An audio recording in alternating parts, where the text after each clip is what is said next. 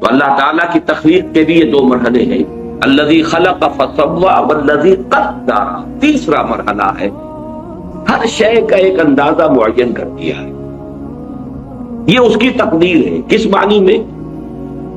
ایک تقدیر ہے نوع کی، انسان اگرچہ اشرف المخلوقات ہے لیکن اڑ نہیں سکتا، مچھر فقیر ترین مخلوقات میں سے ہے، مکھی اڑ رہی ہے، یہ اس کی تقدیر نوعی ہے۔ ہر سپیشیز کے لیے اللہ نے ایک اندازہ مقرر کر دیا، اس سے وہ باہر نہیں جاتا، ہر چیز کے لیے لمٹس، ہر چیز کے اندازے۔ تو اس انداز میں نے ایک مثال دی، زیادہ کا وقت نہیں ہے اس وقت۔ تو پہلے ہے تخلیق، پھر ہے تسویہ، والذی قدر، پھر ہر شے کے اندازے معین کر دیے، والذی قدر فہدا، پھر راستہ کھول دیا، ہدایت دے دی، اب چلو، اب اس میں اپنی جولان گاہ ہے، اس میں اپنی نیکی یا جو بھی بدی تمہارے اندر ہے اس کو بروئے کار لاؤ۔ یہ گوئے ہے اور یہ میدان گوئے ہے، تمہاری یہ لیمیٹیشنز ہیں، یہ شاکلہ ہے، یہ تو معین ہے، لیکن یہ ہم نے میدان کھول دیا ہے، اپنے اس شاکلہ کے اندر جتنی کچھ بھی تم نیکی کما سکو کماؤ، یا جو بدی کے انبار اپنے کندھوں پر لادنے اٹھا دو۔ تو یہ چار الفاظ ذہن میں رکھیے، یہاں تقدیر قدر، سبح اسم ربک الاعلی الذی خلق فسوی والذی قدر فہدی والذی اخرج المرعی، وہ اب آگے بات لمبی چلے۔ تو یہ لغت اور اصطلاح کی بحث یہاں ختم ہوئی۔ اسی کا دوسرا حصہ عقائد و کلام جو ہیں، یہ عقائد و کلام جو ہیں اس کی بھی ایک ترتیب نوٹ کر لیجئے، اور اس کے لیے بہترین شعر ہے اکبر الہٰبادی کا، جہاں ہستی ہوئی محدود، لاکھوں پیج پڑتے ہیں، عقیدہ عقل منطق سب کے سب آپس میں لڑتے ہیں، ایک ہستی لامحدود ہے اللہ، ایک ہستی محدود ہے، وہ محدود مائکروسکوپک بھی ہو سکتی ہے، الٹرا مائکروسکوپک بھی ہو سکتی ہے، محدود، وہ محدود کائنات بھی ہو سکتی ہے، لیکن یہ بھی لامحدود نہیں ہے، لامحدود ہستی صرف اللہ کی ہے۔ لیکن وہ ہستی لامحدود، اس سے، اس کے تخلیق کے عمل سے جب محدود وجود میں آئے، اب چکر پڑ گئے، بہت سے لاکھوں پیج پڑتے، جہاں ہستی ہوئی محدود لاکھوں پیج پڑتے۔ اب اس لامحدود کا محدود سے تعلق کیا ہے، یا اس محدود کا اس لامحدود سے تعلق کیا ہے؟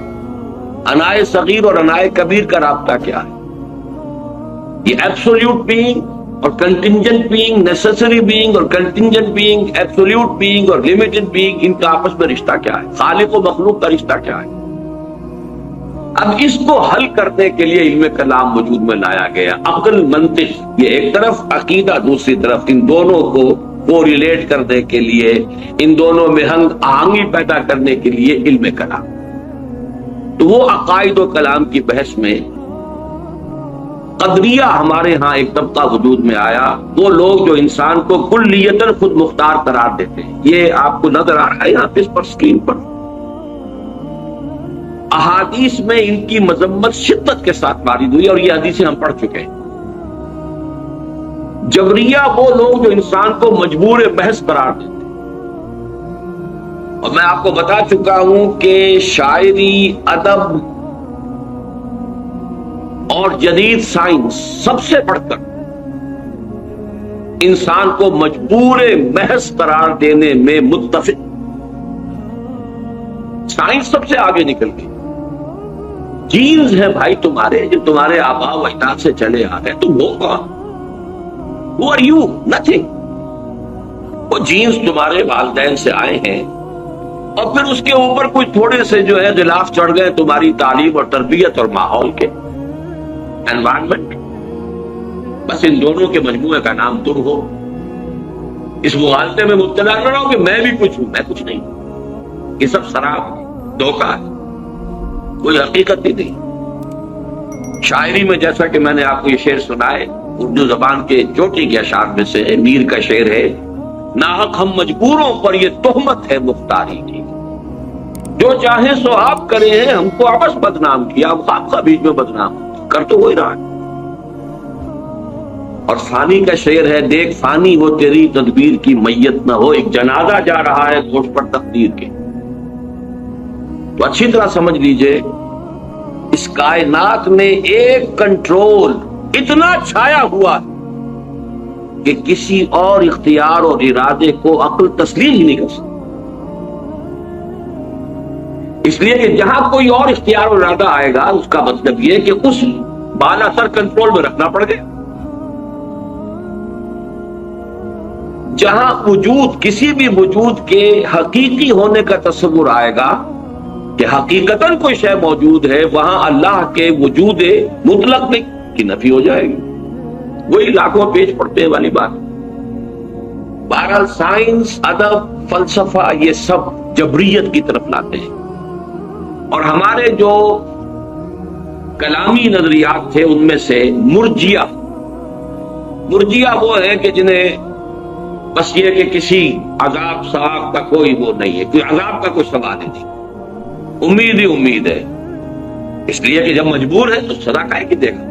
جو کچھ کر رہے ہیں ہم اس کے جبر کی وجہ سے کر رہے ہیں، سزا کا کوئی سوال۔ تو اگرچہ جبریہ کا لفظ جو ہے وہ نہیں آیا ہے جیسا کہ احادیث ہم پڑھ چکے ہیں، لیکن مرجیہ کا لفظ آیا، تو ان کی بھی مذمت، ان کی بھی نفی کی گئی ہے۔ اب ان دونوں کے بین اہل سنت کا معتدل موقف کیا ہے، یہ آج الفاظ میں معین یہاں آپ کے سامنے لکھا ہوا ہے۔ انسان کو ارادے اور انتخاب کی آزادی حاصل ہے، یہ مذہب ہے جو آپ کو ایک ہستی اور شخصیت عطا کرتا ہے کہ آپ بھی کچھ ہیں۔ سائنس نفی کرتی، وہ تو وہی لطیفہ وہ ملا نصر الدین کا کہ 200 سیر قیمہ لے کر آئے تھے کہ ذرا کباب بنانا، اہلیہ کو دیا، خود چلے گئے کہیں کام بات، اہلیہ کے کہیں اپنے میکے سے رشتہ دار کو آ گئے، انہوں نے سب پکا کے کھلا دیا۔ اب آئے ملا نصر الدین کہ بھائی وہ ذرا کباب بنا کے لاؤ، کہ وہ تو سب بلی کھا گئی، سارا کھا گئی سب کا۔ بلی کو پکڑ کے تولا تو وہ بھی 2 سیر،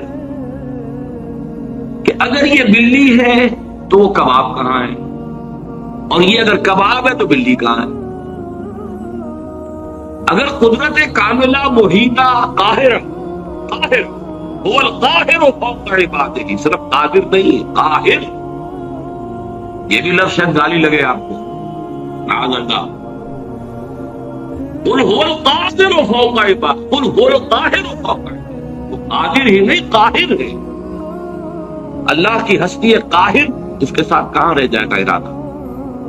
تو واقعہ یہ ہے کہ مذہب اس بات کرتا نہیں، تم ہو، تمہارا ایک وجود ہے، تمہارا ایک آزادی ہے، چوائس ہے، تمہارا اپنا انتخاب ہے، تمہارا اپنا اختیار ہے، کتنا ہی کم ہو ہے، اور اسی کی بنیاد پر وہ مکلف اور جواب دہ ہے۔ اس رسپانسبل اینڈ اکاؤنٹیبل۔ اگر آزادی نہ ہو تو اکاؤنٹیبلٹی کا سوال نہیں، رسپانسبلٹی کا سوال نہیں۔ لیکن ایک جانب اس کے کسی بھی ارادے کا پورا ہونا بالکل یا اللہ کے اذن اور اس کی توفیق و تیسیر پر منحصر ہے۔ ارادہ آپ نے کیا، اس کا پورا ہونا آپ کے اختیار میں نہیں ہے، ارادہ کر دینے کا اختیار آپ کو تھا۔ اب ظاہر بات ہے کہ اس میں نہ معلوم کتنے فیکٹرز ہوں گے، there's many a slip between the cup and the lip۔ ارادہ تو آپ نے کیا ہے، خارجی عوامل ہو سکتے ہیں، مادی عوامل ہو سکتے ہیں، کوئی شخص طاق میں بیٹھا ہوا ہے کہ آپ کا ارادہ پورا نہ ہونے دے، کوئی اور قوت ہے کہ جو رکاوٹ ڈال رہی ہے، اور سب سے اوپر یہ کہ اللہ کا اذن نہیں، اللہ کی تیسیر نہیں، اللہ کی توفیق نہیں، تو یہ وجود میں آ ہی نہیں سکتا۔ گویا انسان صرف کاسب اعمال ہے، خالق اعمال نہیں ہے۔ یہ الفاظ ہیں کہ جو اہل سنت کے اعتبار سے بہت اہم۔ کسب ہے کمائی، میں نے نیکی کا ارادہ کیا، بس میری کمائی ہو گئی۔ اب نیکی کا یہ ارادہ پورا ہو، یہ اللہ کے اذن پر، تیسیر پر، تائید پر، توفیق پر، حالات کی موافقت پر، عناصر کی موافقت پر، اور یہ عناصر یہ بھی اللہ کے قبضہ قدرت میں، دار و مدار اس پر۔ تو اعمال کا خلق ہونا، واللہ خلقکم وما تعملون، اللہ ہی نے تمہیں بھی پیدا کیا ہے، تمہارے اعمال کو بھی پیدا کیا، تم اپنے اعمال کے خالق نہیں، لیکن چونکہ اس میں ابتدائی ارادہ تمہارا تھا، ابتدائی جو ہے چوائس تمہارا تھا، کاسب ہو گئے، نیکی تم نے کما لی، یا بدی کا جو بھی ہے تمہارے اوپر وبال آ جائے گا۔ اور دوسری جانب انسان کے کسب کی جولان گاہ اس کی خلقت اور جبلت اور تعلیم و تربیت سے وجود میں آنے والے شاکرہ کے دائرے میں محدود ہے، یعنی آپ نے چوائس بھی کیا، اللہ کا اذن بھی آ گیا، اس سب کے باوجود اللہ نے آپ کے گرد جو ایک شاکلہ بنا رکھا ہے، آپ اس سے نہیں نکل سکے، وہ شاکلہ مستقل ہے۔ اور جیسا کہ پچھلی مرتبہ میں بیان کر چکا ہوں، یہ شاکلہ جبلت سے بنا ہے، یہ حدیث ہم پڑھ چکے ہیں، الناس معادن کمعادن الذهب والفضہ، انسان بھی معدنیات کے مانند ہے، جیسے سونے کی معدنیات، سونے کی اور ہے، صاف کریں گے سونا بنے گا، اور چاندی کی معدنیات ہے، کتنا ہی صاف کر لے سونا تو نہیں بنے گا، چاندی بنے گی۔ اس اعتبار سے انسانوں کی بھی خلقت، یا جس کو فارسی میں سرشت کہیں گے اور جدید سائیکالوجی کی اصطلاح میں جبلت کہیں گے، ما جبل علیہ، حدیث کے اندر بھی الفاظ یہ ہے، ما جبل علیہ، اس پر جو ہے اس سے ایک شاکلہ وجود میں آ گیا ہے، اس کی بنا پر آپ جو محنت کریں گے اس کے نتائج نکل آئیں گے۔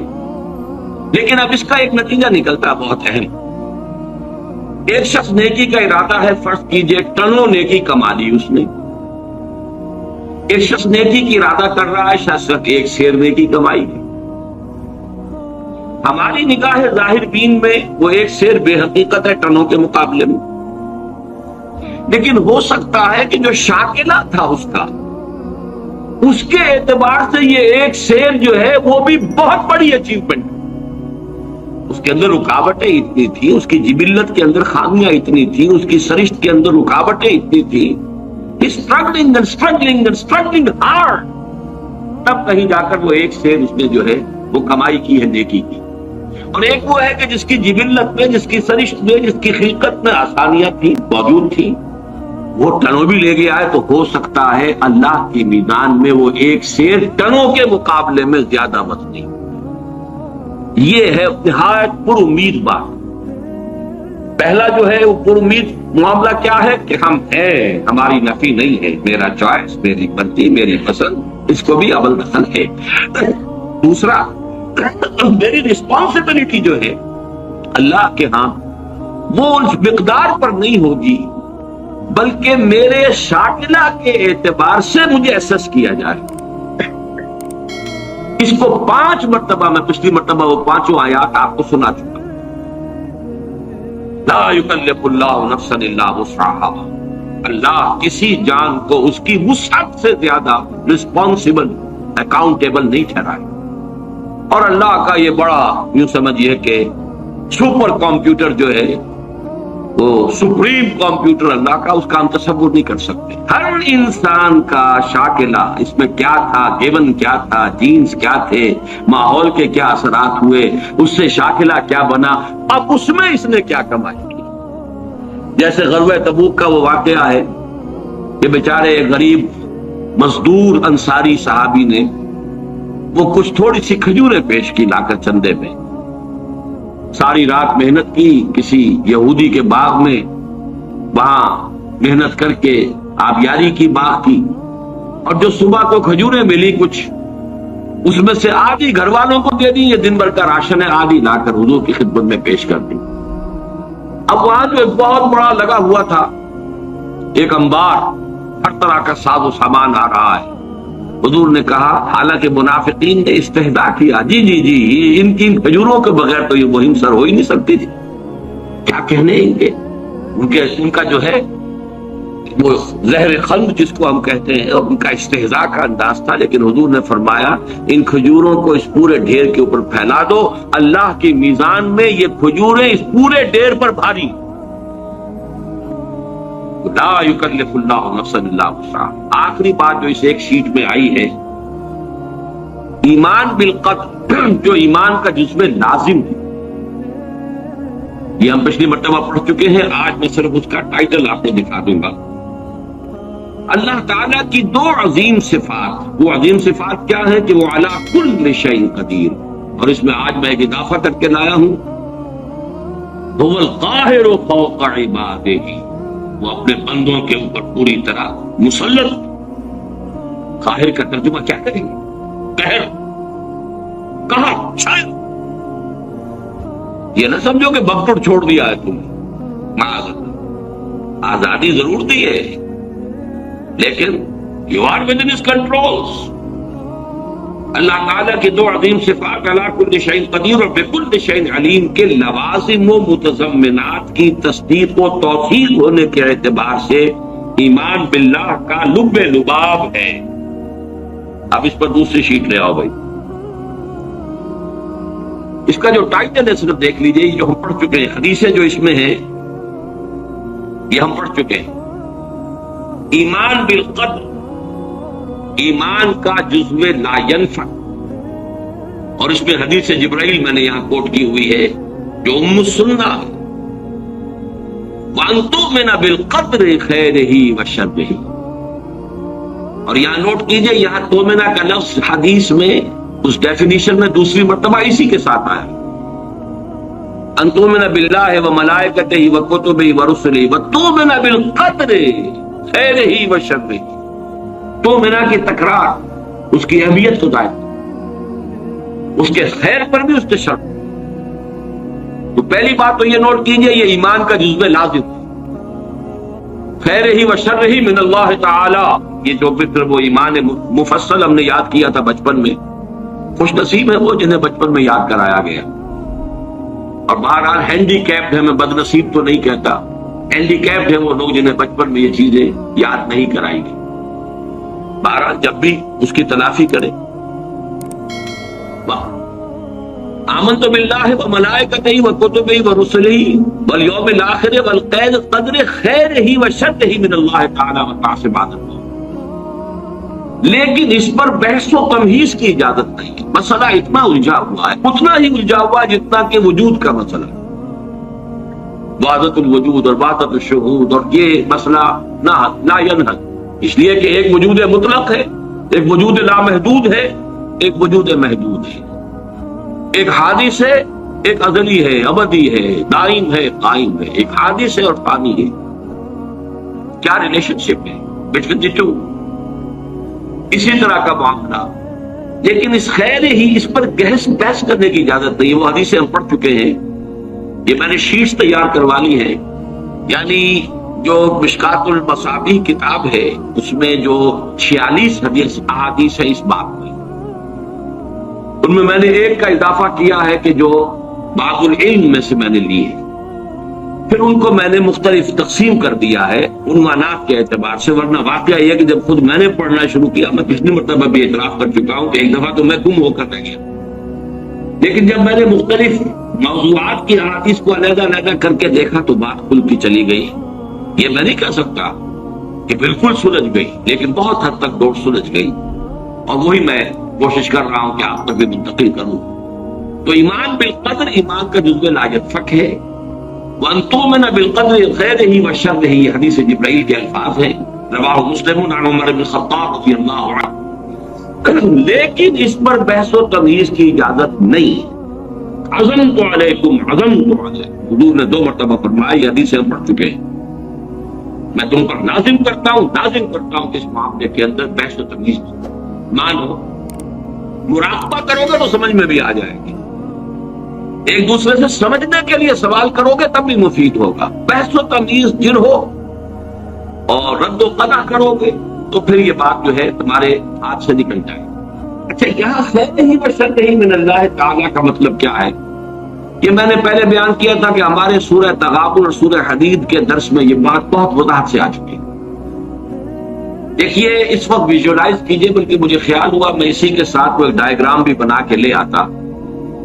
آپ مجھے کو سامنے رکھیے، میں ایک انسان ہوں، مکلف ہوں اللہ کے ہاں، جواب دہ ہوں، رسپانسیبل ہوں، اکاؤنٹیبل ہوں۔ کچھ چیزیں مجھ پر وارد ہوتی ہیں، کوئی مصیبت آ گئی، کوئی تکلیف آ گئی، کوئی بیماری آ گئی، کوئی نقصان ہو گیا، کچھ ہو گیا۔ نوٹ کرنا چاہیے کہ اس کے کچھ اسباب ہوں گے، مادی اسباب ہیں یا کچھ اور لوگ ہیں، کسی نے میرے گھر کو فرض کیجئے کہ کوئی نقصان پہنچانا چاہا ہے، اس نے کام کیا ہے، کسی نے مجھے اٹھا کے پتھر دے مارا ہے، تو یہ سارے فیکٹرز ہیں، لیکن یہ شے بالفعل مجھ پر نہیں وارد ہو سکتی اگر اللہ کا اذن نہ ہو۔ لاکھ سارے اسباب و وسائل ہوں اور لاکھ ساری دنیا ہو۔ ایک حدیث میں الفاظ آتے ہیں کہ اگر جان لے حضرت عبداللہ ابن عباس، اعلم ان الامت لو اجتمعت، کہ اگر پوری قوم جمع ہو جائے کہ تمہیں کوئی فائدہ پہنچا دے، نہیں پہنچا سکتے مگر اس بات کا جو اللہ نے تمہارے لیے طے کر دیا، اور اگر پوری قوم مجتمع ہو جائے تمہیں کوئی نقصان پہنچا دے، نہیں پہنچا سکتے۔ یہ اسباب و وسائل جو مجھ پر آ رہے ہیں، ان میں جو ہے فیصلہ کچھ ہے، اذن رب ہے۔ تو میں یہ بھی کہہ سکتا ہوں مجھ پر یہ اس کی لائی ہوئی مصیبت آ گئی، اور یہ بھی کہہ سکتا ہوں کہ اللہ کی طرف سے مجھ پر آیا، وہ خیر ہو یا شر ہو، بقدر خیر ہی و شر ہی۔ بھلائی کسی نے کرنی چاہیے، اس کا مجھے احسان ماننا چاہیے، اس کا مجھے شکریہ ادا کرنا چاہیے، کوئی بدلہ دے سکتا ہوں تو دینا چاہیے، یہ دنیا کا معاملہ۔ اسی طرح کسی نے مجھے نقصان پہنچایا، میں قصاص لے سکتا ہوں، قانونی طور پر مجھے اس کا حق حاصل ہے، لیکن یہ جان لیجئے کہ یہ اچھائی یا بھلائی مجھ تک نہیں آ سکتی تھی بغیر اذن رب۔ تو اذن رب شامل ہو گیا نا، تو میں اس کو شامل کر رہا ہوں، والقدر خیر ہی و شر ہی من اللہ تعالی۔ دوسری طرف میں کچھ کام کرنا چاہتا ہوں، اچھا یا برا جو بھی ہے، یا کوئی میرا منصوبہ ہے بہت بڑا، اب اس میں ایک تو میرا ارادہ ہے جو میرے اندر سے نکلا، ہزارہ عناصر ہوں گے کہ جو اس کے اندر انوالوڈ ہوں گے، بہت سے مادی وسائل اس کے لیے درکار ہوں گے، اسباب نہ ہو جمع تو یہ کیسے کام شروع ہو سکتا ہے؟ اسباب کرے جمع، خدا ہی کا یہ کام، یہ عزم تیرا، یہ مجھے الفاظ پھر یاد آ گئے وہ اکبر الہ آبادی کے، یہ میرے دروس میں اشعار بہت آئے ہیں، اب کچھ ذہن سے اوجل ہو گئے۔ یہ عزم تیرا سعی سے دمساز ہو کیوں کر، عزم تو ہے، عمل کیسے ہو؟ اسباب نہ ہو جمع تو آغاز ہو کیوں کر، اسباب کرے جمع، خدا ہی کا ہے یہ کام، طالب ہو تو خدا سے، تو دعا ہی کا ہے یہ کام۔ یہاں پر بھی ایک فیکٹر ابھی اکبر آبادی کی نگاہ سے بھی اوجل ہے۔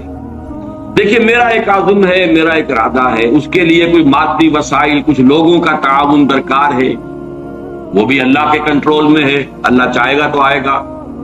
پھر بالآخر کسی شے کا پورا ہو جانا، آخری درجے میں پھر اللہ کے اذن کا طالب، یہاں تک کہ حضور نے فرمایا کہ جو لقمہ بھی ابن آدم کے حلق سے نیچے اترتا ہے، اب وہ سارا آپ نے اس کے لیے کمائی کی، محنت کی، وہ کھانا پک گیا، آپ کی اہلیہ نے پکا لیا گھر پہ، اب یہ لقمہ اتر رہا ہے، اس وقت بھی اللہ سے اذن چاہتا ہے کہ میں اس کے حق میں غذا کا کام دوں یا زہر بن کر لڑوں۔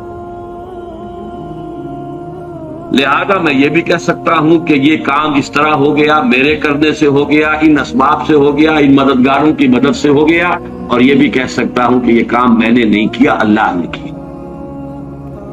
صرف جو ہمیں تلقین کی گئی ہے وہ یہ ہے، خیر وجود میں آ جائے تو اسے اللہ کی طرف منسوب کرو۔ الحمدللہ الذی ہدانا لہذا وما کنا لنہتدی لولا ان ہدانا، قل حق الشکر، قل تعریف اس اللہ کی جس نے ہمیں ہدایت عطا فرمائی، ہم ہرگز ہدایت نہ پا سکتے اگر اللہ ہمیں ہدایت نہ۔ غلطی ہو جائے تو اسے اپنی جانب منسوب کرو، ربنا ظلمنا انفسنا وان لم تغفر لنا وترحمنا لنکونن۔ شیطنت اس کے برعکس ہے، خیر ہے تو میری، میں نے کی، اور شر ہے تو اللہ تو نے کروایا۔ فبما اغویتنی، اے اللہ تو نے جو مجھے اغوا کیا ہے، تو اب میں ثابت کر کے رہوں گا کہ یہ آدم اس اکرام و تکریم کا مستحق نہیں تھا جو تو نے اس کو عطا کر دی۔ یہ ہے شیطنت، شیطانیت، اور وہ ہے آدمیت۔ غلطی ہو، خرابی ہو، اپنی طرف منسوب کرو، اور اگر کوئی خیر ہے اللہ۔ اب آئیے اگلا لو جو سیکشن ہے، شیٹ نہیں، اللہ ہر چیز پر قادر بھی ہے اور قاہر بھی، یہ میں نے الفاظ آپ کو کہا تھا کہ آج میں یہ ایڈ کر کے لایا تاکہ بات اب کھل جائے. آج کوئی پہلو جو ہے میرے امکانی حد تک اس میں جو ہے مشتبہ اور خفی نہ رہ جائے. ہوا علی کل شیء قدیر، یہ تو بے شمار آیات مرتبہ آیا ہے. وَهُوَ الْقَاهِرُ فَوْقَ عِبَادِهِ، یہ بھی 2 مرتبہ. لہذا انسان کو جو قدرت بھی حاصل ہے وہ محدود بھی ہے اور مستعار بھی ہے. یہ دونوں الفاظ نوٹ کیجئے. اب یہ جو شرک کی بحث ہوتی ہے ہمارے ہاں اور اقسام شرک، اللہ کا وجود ذاتی ہے، لامحدود ہے، قدیم ہے. ماسوا کا وجود عطائی ہے، اللہ نے عطا کیا، حادث ہے، محدود ہے. اسی طرح جو قدرت ہمارے پاس ہے وہ ہماری اپنی نہیں ہے، عطائی ہے اللہ کی، اور نامحدود نہیں، محدود ہے، مستعار ہے، محدود ہے اور حادث ہے. اور اللہ کی قدرت و قہر کے تابع بھی ہے، اور انسان کی مطلق خود افطاری کا تصور بہت بڑی گمراہی ہے. یہ قدریہ کی نفی پر احادیث جو ہیں یہ ہم پچھلی مرتبہ پڑھ چکے ہیں. یہ 5 6 7 8 9 حدیثیں جو ہے یہ میں نے ایک علیحدہ جمع کر دیا ہے تینوں فصلوں میں سے نکال کر، جو اس تصور کی نفی کرتے ہیں قدریہ، ہم قادر، جو چاہے کریں. جو اس مغالطے میں ہے وہ تو در حقیقت بہت ہی بڑے گمراہ اور بہت ہی بڑے ایک سراب کسی کیفیت جو ہے اس کے اندر. اب آئیے تیسری شے جو ہم پڑھ چکے ہیں، قل کل یعمل علی شاکلتہ. یہ آیت جو ہے سورہ بنی اسرائیل کی 84 آیت، اس کا پہلا ٹکڑا، یہ انتہائی اہم ہے. جو آج جس طرح نکھر کر آیا ہے اس سے پہلے یہ ہو ہی نہیں سکتا. شاکلہ، پیٹرن.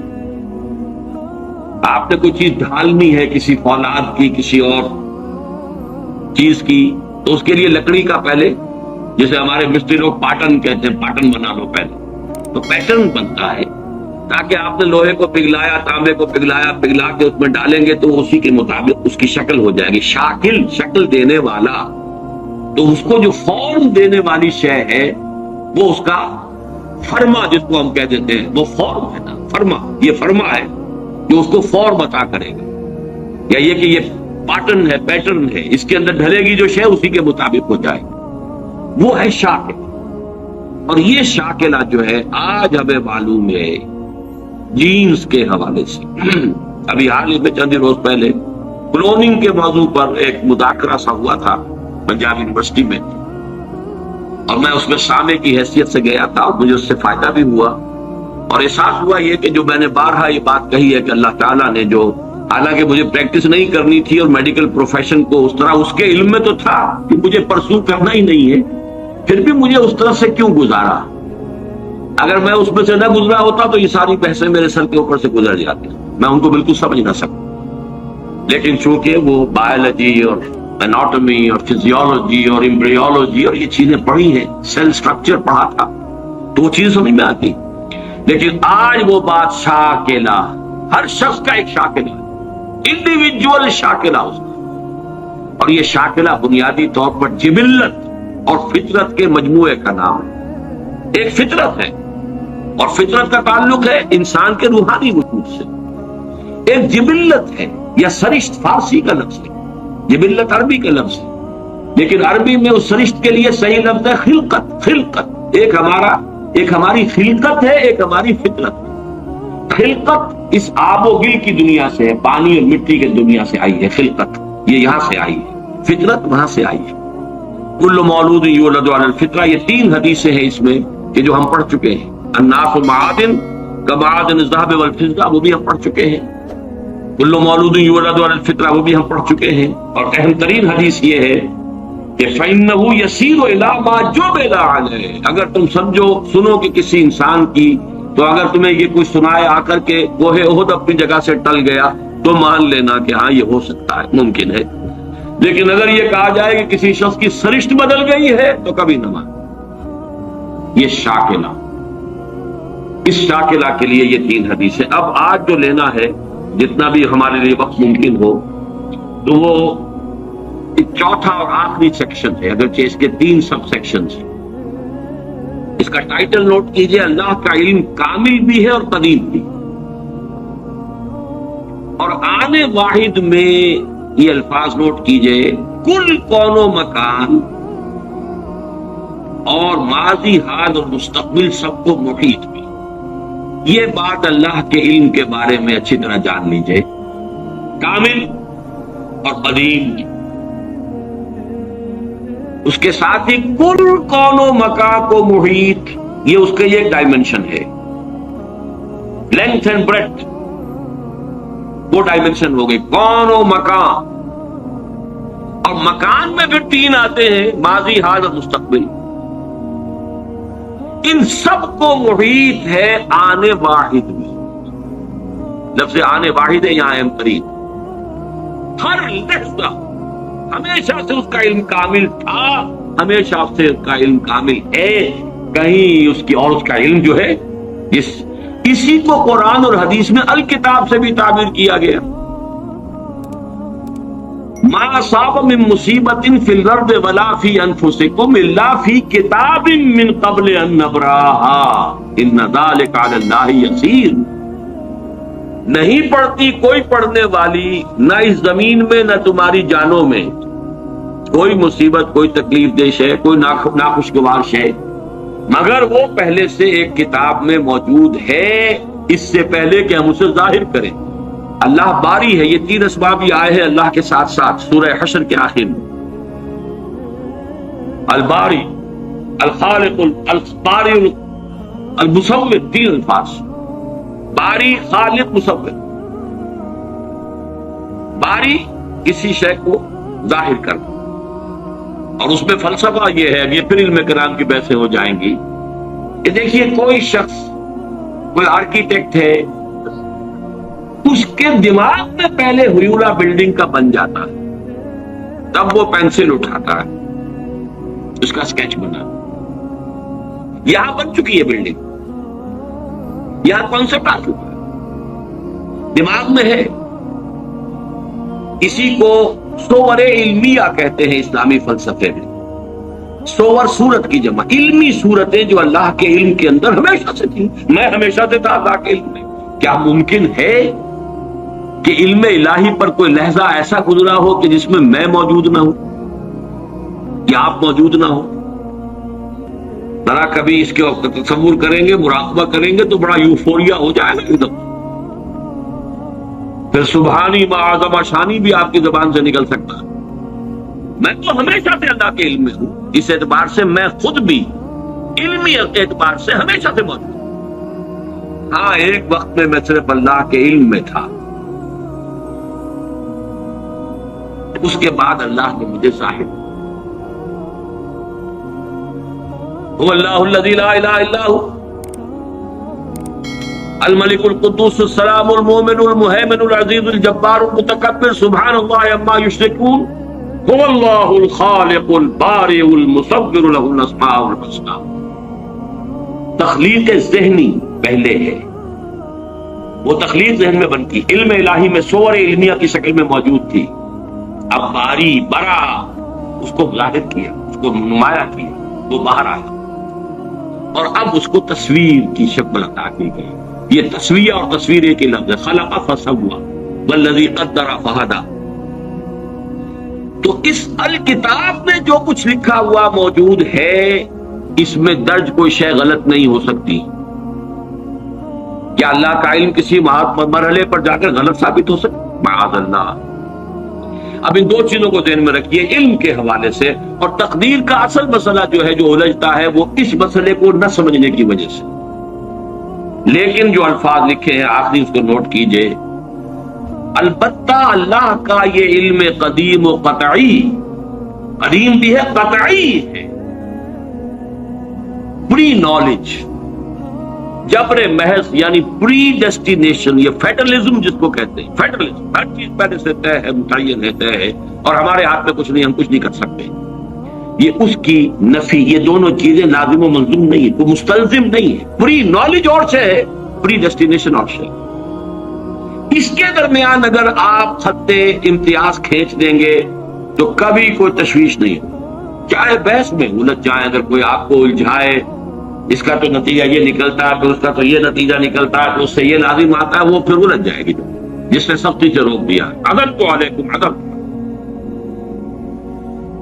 اب اعلیٰ امر تو ہم لہٰذا اسے دیکھیے نوٹ کیسے الفاظ کیسے کیا اس کام کے لیے بھیجا گیا. لیکن یہ کہ بات سمجھ میں آتی ہے اگر اس میں یہ حد فاصل قائم کر دیا گیا، اللہ کا علم قدیم و قطعی یہ پری نالج ہے، لیکن یہ پری ڈیسٹینیشن یا فیٹلزم جس کو ہم کہتے ہیں اس کو مستلزم نہیں ہے. ان دونوں کے درمیان رشتہ علیحدہ. اس کے حوالے سے آج کچھ حدیثیں پڑھیں گے جتنی بھی آج پڑھی جا سکے.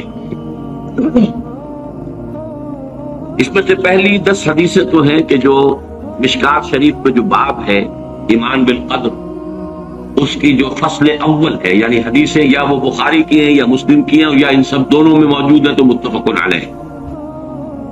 عن عبداللہ ابن عمرو رضی اللہ تعالی عنہما، عبداللہ ابن عمرو بن العاص رضی اللہ تعالی عنہما سے مروی ہے، قال وہ فرماتے ہیں قال رسول اللہ صلی اللہ علیہ وسلم كتب اللہ مقادیر الخلائق قبل ان يخلق السماوات والارض ب50,000 سنہ قال وكان عرشه على الماء رواہ مسلم.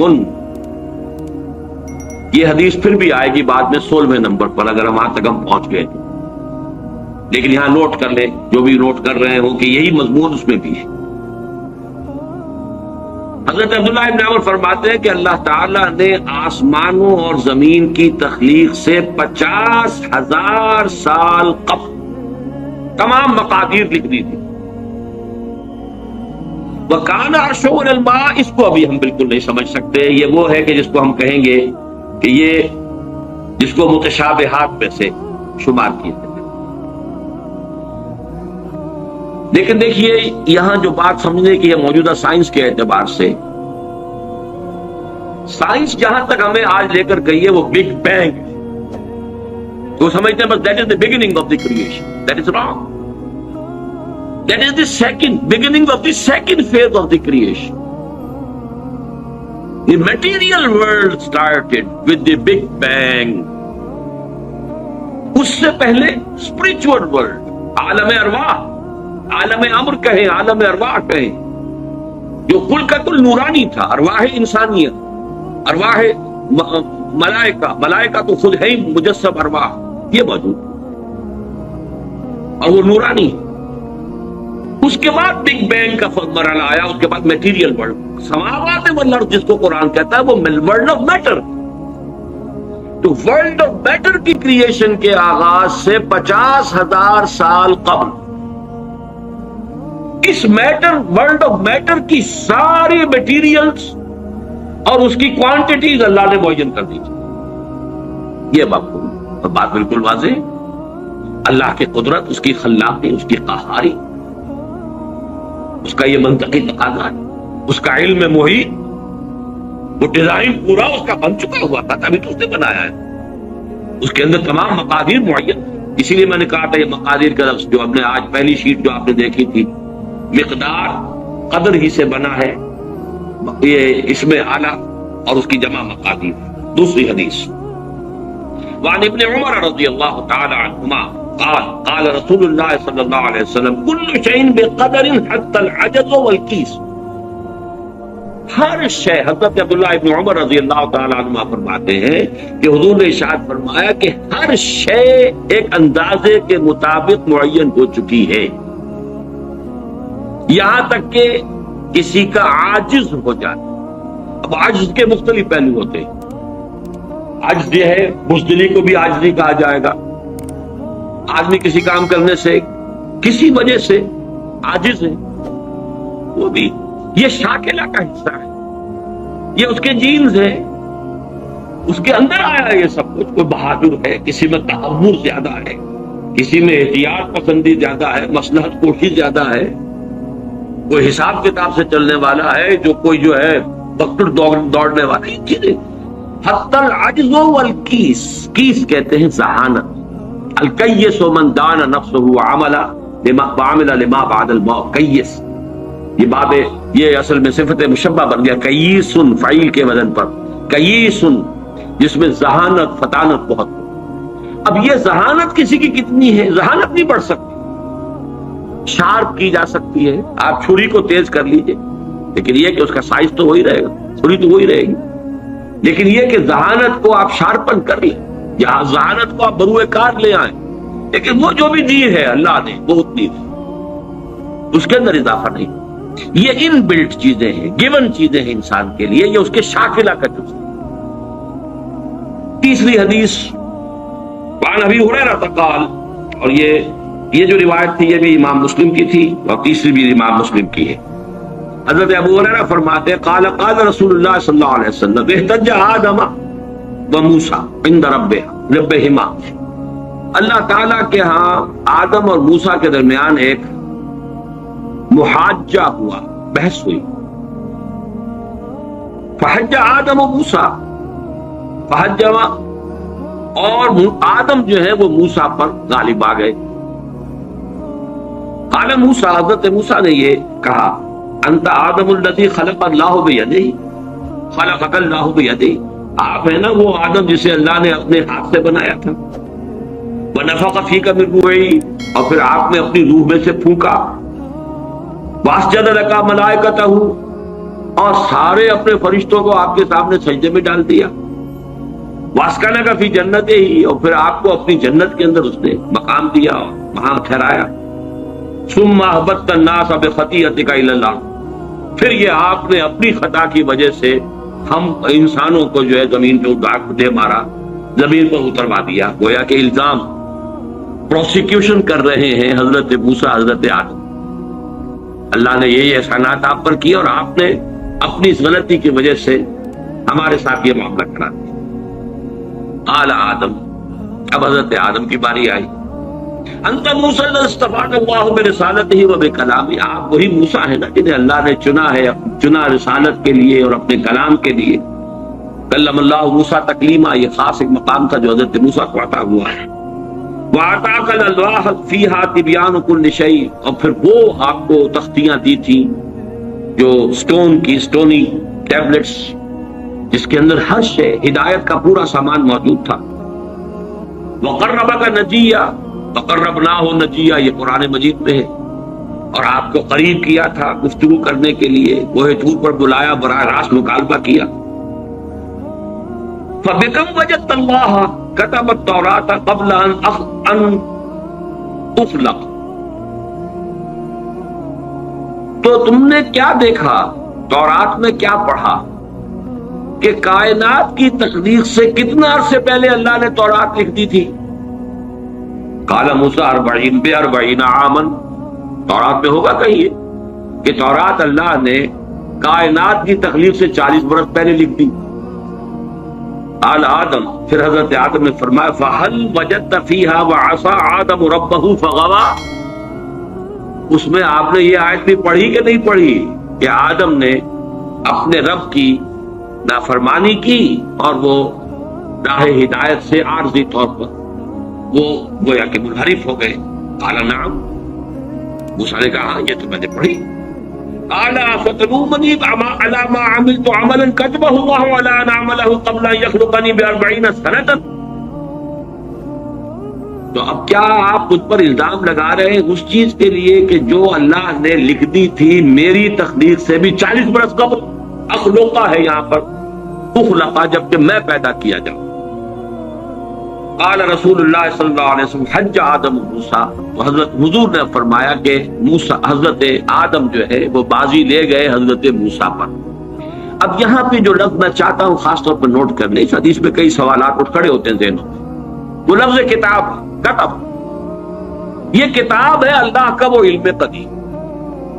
اس کو اسی کے حوالے سے اسی دروازے سے اس حدیث میں داخل ہوں گے تو کوئی اشکال نہیں، اور اگر ادھر ادھر کہیں بھٹک جائیں گے تو پھر یہ کہ اس سے نکلنا نصیب نہیں ہوگا. لیکن یہ اللہ کا وہ علم قدیم ہے جو غلط نہیں. چوتھی حدیث، اچھا یہ بڑی اہم ہے اور یہ 40 نووی میں بھی ہے، اور اس میں وہ بات واضح ہو جائے گی کہ فطرت کی جڑ کیا ہے اور خلقت کی جڑ کیا ہے.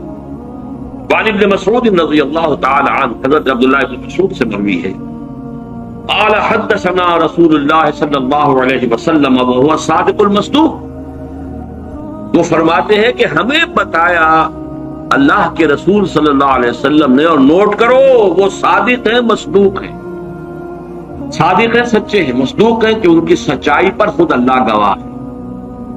اچھا یہ کیوں کہنے کی ضرورت پیش آئی؟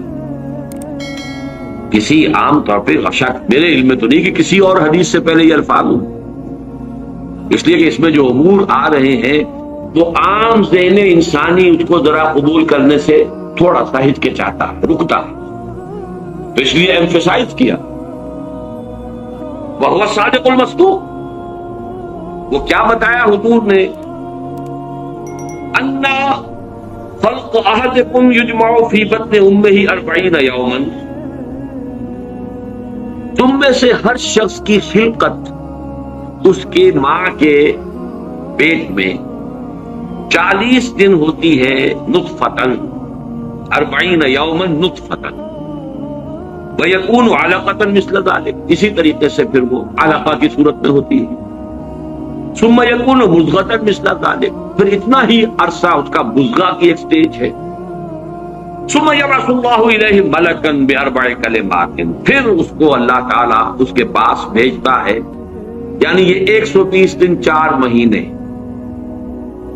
اس کے بعد نفخ روح ہوتی ہے، اور اس نفخ روح کے ساتھ ہی وہ جو علم الہی کی کتاب قدیم ہے اس میں جو اس شخص کا کھاتا ہے پرٹیکولر، اس کا پرسنل لیجر جو ہے، وہ اس کی پوری کاپی جو ہے وہ وہاں پر درج کر دی جاتی ہے، تو اللہ تعالیٰ بھیجتا ہے۔ یا یہیں سے بعض فقہا نے یہ مسئلہ نکالا ہے کہ 120 دن تک 4 مہینے تک جو جنین ہوتا ہے رحم مادر میں، اس پر انسان کا اطلاق نہیں ہو سکتا، وہ حیوان انسان تو ہے صرف، ابھی انسان نہیں ہے، انسان اس وقت مکمل ہوگا جب روح پھونکی جائے گی، اور وہ 120 دن کے بعد۔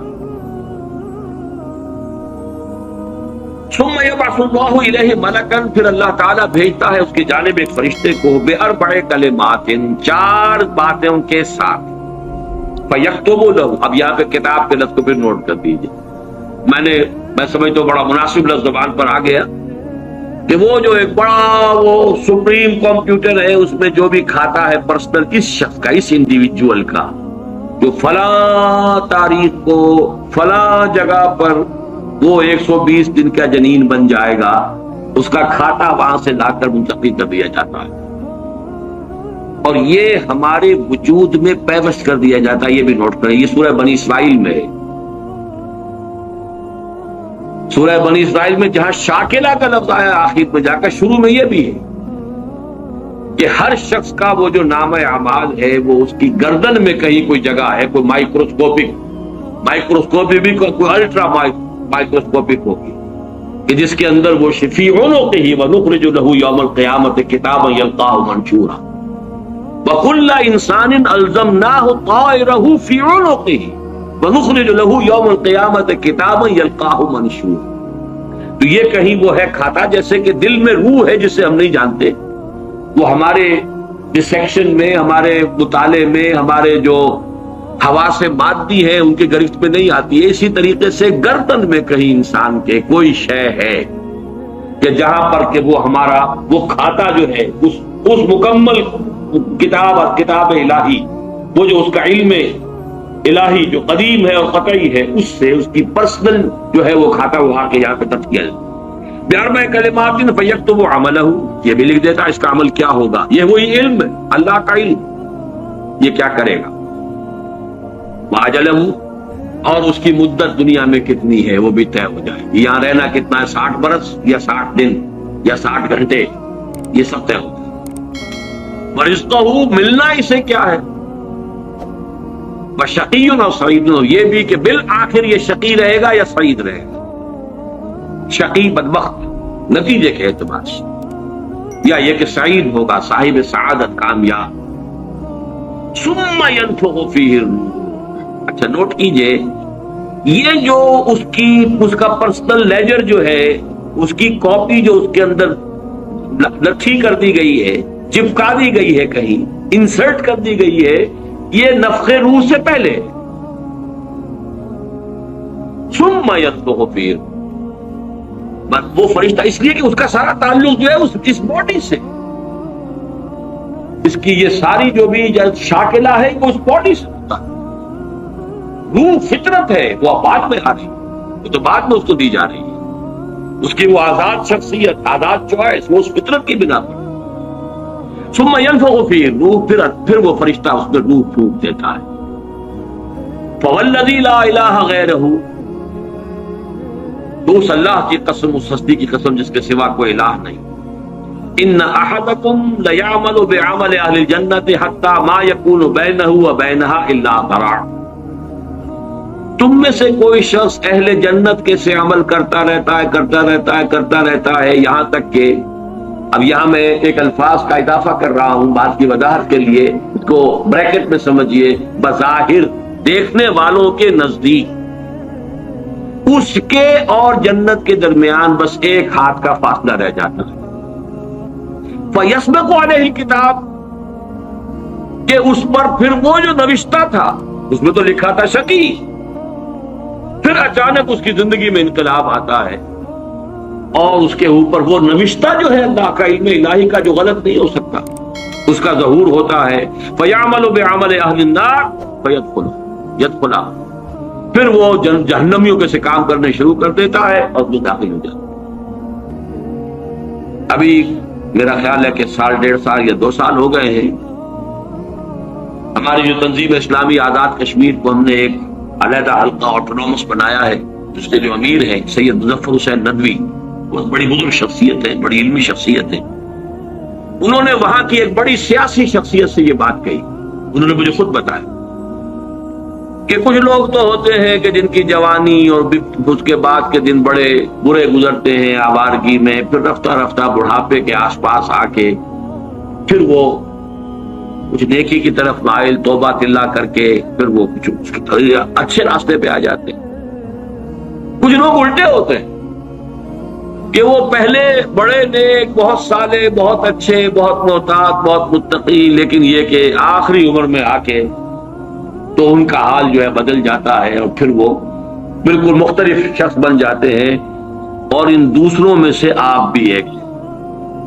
اور یہ ایک بہت بڑی شخصیت آزاد کشمیر کی، جن سے یہ کہا سید مظفر حسین ندوی، اس لیے کہ وہاں ان کا ایک بڑا اونچا مقام ہے. وہ تعلیمات دینی کا جو پورا محکمہ ہے اس کے بھی انچارج رہے ہیں، اور بھی ندوے کے فارغ التحصیل ہیں. مولانا علی میاں اور مولانا مسعود عالم ندوی مرحوم، ان دونوں کے نہایت چہیتے شاگرد. بہرحال یہ اسی طرح کے فنومینن ہے جو اس حدیث میں آ رہا ہے. وَإِنَّ أَحَدَكُمْ لَيَعْمَلُ بِعَمَلِ أَهْلِ النَّارِ، اور تم میں سے کسی شخص کا معاملہ یہ بھی ہو سکتا ہے کہ وہ عمل کرتا ہے اور کرتا رہتا ہے جہنمیوں کے سے، حتیٰ مَا يَكُونَ بَيْنَهُ وَبَيْنَهَا إِلَّا ذِرَاعٌ، یہاں تک کہ اس کے اور جہنم کے درمیان دیکھنے والوں کو نظر یہ آ رہا ہے کہ یہ تو اب پاؤں لٹکائے بیٹھا ہے گور میں اور ابھی تک اس کے لچھن بدلے نہیں ہیں. فَيَسْبِقُ عَلَيْهِ الْكِتَابُ، لیکن وہ نوشتہ اللہ کا، وہ جو ایک علم خدا بندی کے اعتبار سے وہ تو شقی تھا یا سعید تھا. فَيَعْمَلُ بِعَمَلِ أَهْلِ الْجَنَّةِ فَيَدْخُلُهَا، تو وہ اب اہل جنت کے سے کام کرتا ہے اور جنت میں داخل. یہی حدیث جو ہے آگے چل کر اسی مضمون کی حدیث نمبر 17 میں بھی آئے گی، اسی مجموعے کے اندر، اگر ہم وہاں تک پہنچ گئے. اب یہ حدیث جو ہے اس اعتبار سے متفقن علیہ، پہلی حدیث آئی ہے متفقن علیہ اس باب میں.